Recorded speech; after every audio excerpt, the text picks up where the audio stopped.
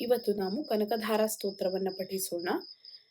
ಈ ಕನಕಧಾರಾ ಸ್ತೋತ್ರ ಅಥವಾ ಕನಕಲಕ್ಷ್ಮೀ ಸ್ತವ ಇದನ್ನು ಆದಿಶಂಕರಾಚಾರ್ಯರು ರಚಿಸಿದ್ದಾರೆ.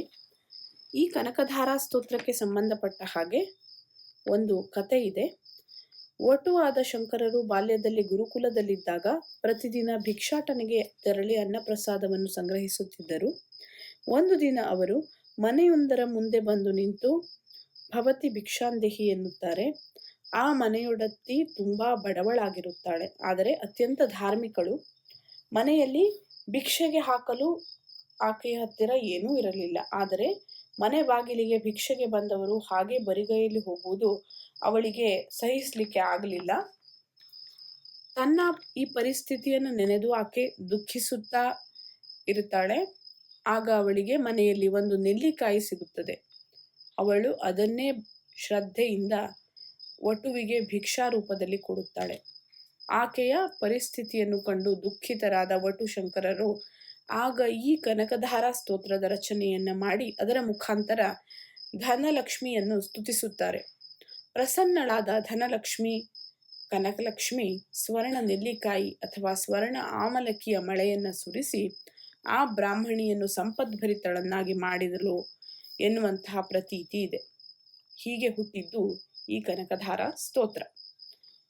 ಈ ಸ್ತೋತ್ರದ ಶ್ರದ್ಧಾಪೂರ್ವಕ ಪಠಣದಿಂದ ಋಣ ಮುಕ್ತಿಯಾಗುತ್ತದೆ, ಸುಖ ಸಂಪತ್ತು ಪ್ರಾಪ್ತವಾಗುತ್ತದೆ ಎನ್ನುತ್ತದೆ ಈ ಸ್ತೋತ್ರದ ಫಲಶ್ರುತಿ.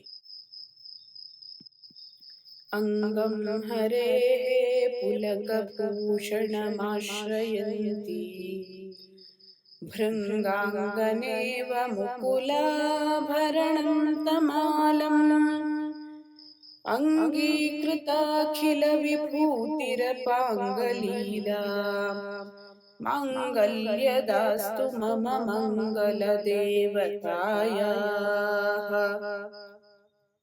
ಮುಗ್ಧಾ ಮುಹುರ್ವಿದಧತಿ ವದನೆ ಮುರಾರೇ ಪ್ರೇಮತ್ರಪಾ ಪ್ರಣೀತಾನಿ ಗತಾಗತಾನಿ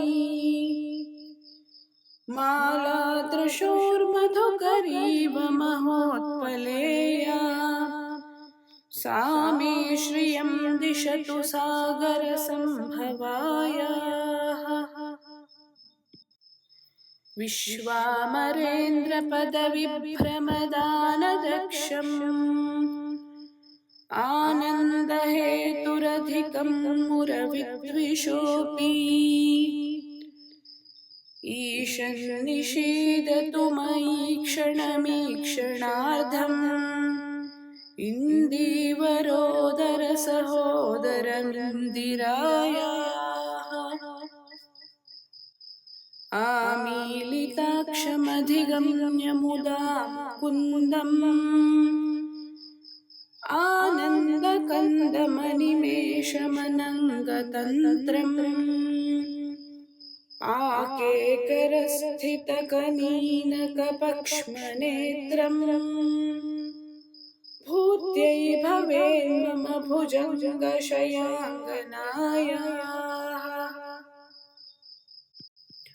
ಬಾಹ್ವಂತರೇ ಮಧುಜಿತಶ್ರಿತಕೌಸ್ತುಭೇಯಾ ಹಾರಾವಲೀವ ಹರಿನೀಲಮಯೀ ವಿಭಾತಿ ಕಾಮಪ್ರದಾ ಭಗವತೋಪಿ ಕಟಾಕ್ಷಮಾಲಾ ಕಲ್ಯಾಣಮಾವಹತು ಮೇ ಕಮಲಾಲಯಾಯಾಃ. ಕಾಲಾಂಬುದಾಲಿಲಲಿತೋರಸಿಕೈಟಭಾರೇ ಧಾರಾಧರೇ ಸ್ಫುರತಿ ಯತ್ತಟಿದಂಗನೇವ ಮಾತುಃ ಸಮಸ್ತ ಜಗತಾಂ ಮಹನೀಯ ಮೂರ್ತಿಃ ಭದ್ರಾಣಿ ಮೇ ದಿಶತು ಭಾರ್ಗವನಂದನಾಯಾಃ. ಪ್ರಾಪ್ತಂ ಪದಂ ಪ್ರಥಮತಃ ಖಲು ಯತ್ ಪ್ರಭಾವಾತ್ ಮಾಂಗಲ್ಯಭಾಜಿ ಮಧುಮಾಧಿನಿ ಮನ್ಮಥೇನ ಮಯ್ಯಾಪತೇತ್ತದಿಹ ಮಂಥರಮೀಕ್ಷಣಾರ್ಧಂ मन्दालसं च मकरालयकन्यकायाः दद्याद्दयानुपवनो द्रविणाम्बुधाराम् अस्मिन्न किञ्चन विहङ्गशिशौ विषण्णे दुष्कर्म घर्ममपनीय चिराय दूरम् नारायण प्रणयिनी नयनाम्बुवाहः इष्टाविशिष्टमतयोऽपि ययादयार्द्रदृष्ट्या त्रिविष्टपपदं सुलभं लभन्ते दृष्टिः प्रहृष्टकमलोदरदीप्तिरिष्टां पुष्टिं प्रपिष्ट मम पुष्करविष्टरायाः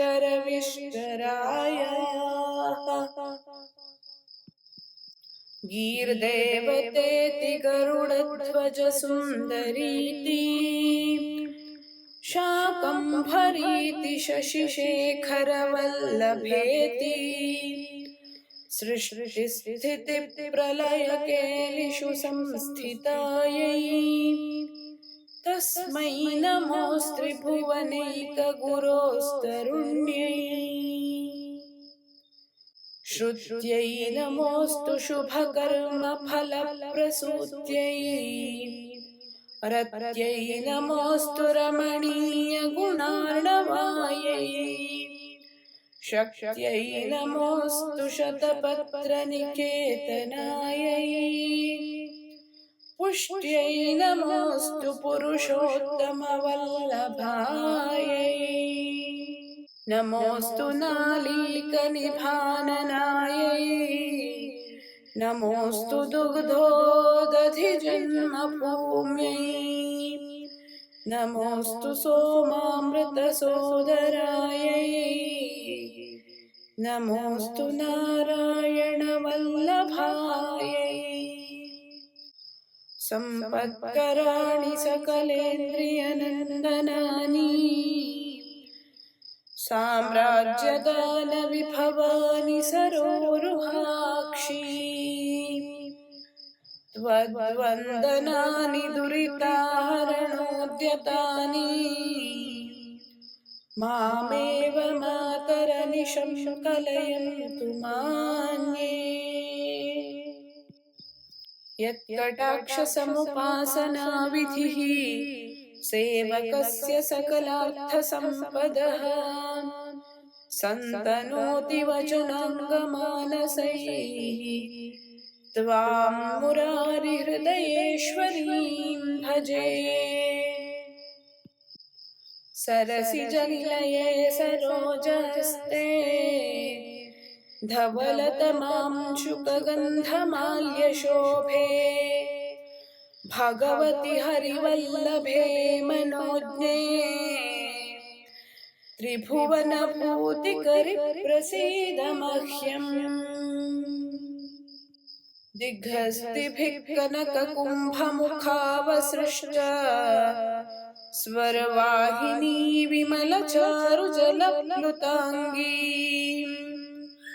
प्रातर्नमामि जगतां जननीम् अशेषलोकाधिनाथ गृहिणीम् अमृताब्धिपुत्रीम् कमले कमलाक्षवल्लभे त्वम् करुणापूरतरङ्गितैरपाङ्गैः अवलोकय मामकिञ्चनानाम् प्रथमं पात्रमकृत्रिमं दयायाः स्तुवन्ति ये स्तुतिभिरमोभिरन्वहम् त्रयीमयीं त्रिभुवनमातरं रमाम् गुणाधिका गुरुतरभाग्यभाजिनो भवन्ति ते भुवि बुधभाविताशयाः